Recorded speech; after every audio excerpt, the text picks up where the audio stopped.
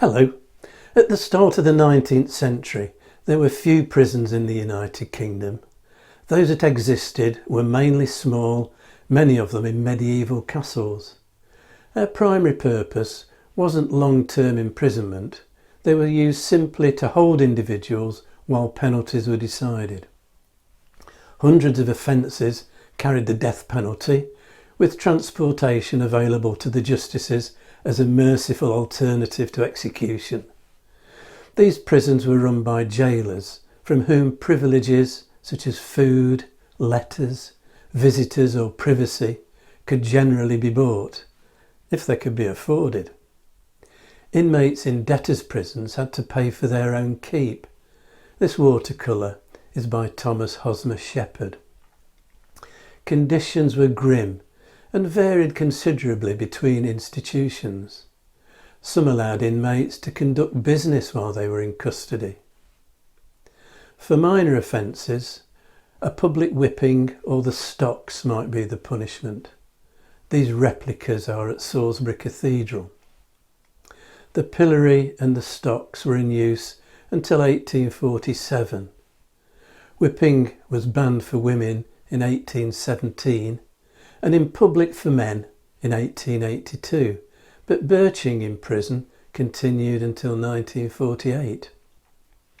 However, from the 1830s, the effectiveness of the penal system was increasingly called into question. The idea of prison as a place of reformation and rehabilitation rather than punishment and deterrence emerged.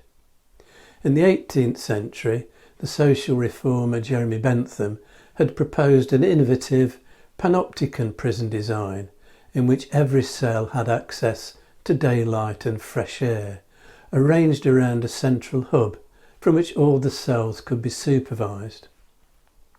This was developed in practice into a radial plan with several wings. Pentonville was built in the 1840s to a semicircular plan with 4 radiating arms. The architect was Joshua Jebb. Holloway, now demolished, was built to accommodate 300 prisoners in 6 wings of 4 stories. It became a women-only prison in 1903. Every prisoner at Holloway had their own small cell equipped with washing facilities. This sketch was by suffragette Katie Glidden, imprisoned for her actions in support of votes for women in 1912. Between 1842 and 1877, a massive building programme delivered 90 new or remodelled prisons. Part of the demand arose because the colonies were beginning to refuse to accept transports, and most serious offenders were now being sentenced to prison terms.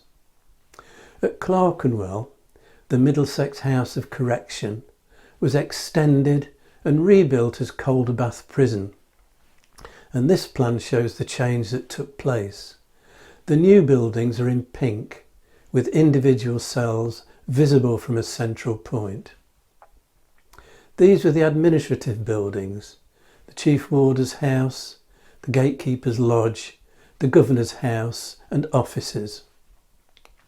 These were the exercise yards, surrounded by the old cells of the House of Correction and the oakum shed. This was the Treadwheel House, which powered a flour mill.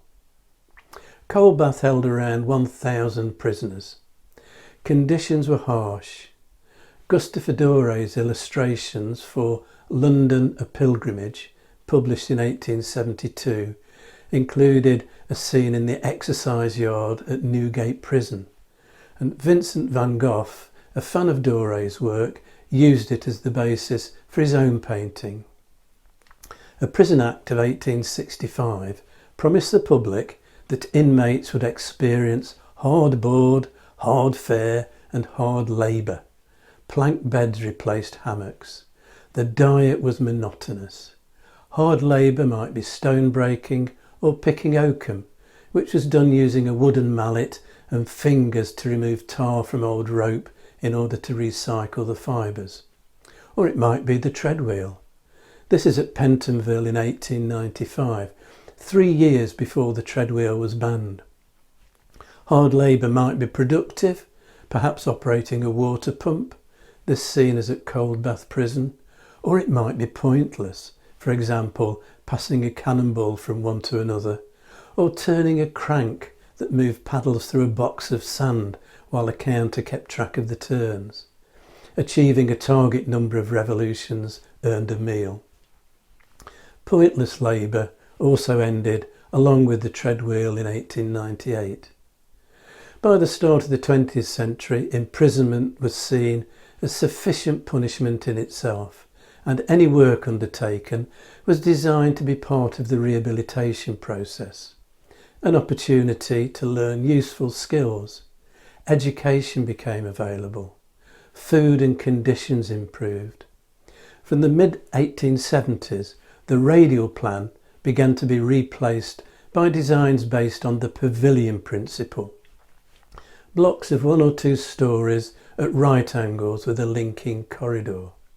Wormwood Scrubs, completed in 1885, as an example. And I shall say more about the pavilion system next time, when my topic will be hospitals and asylums. If you've enjoyed this video, hit the like and subscribe buttons and click on the notification bell to be informed when the next video is available, or you can subscribe by clicking on the rose window over my shoulder.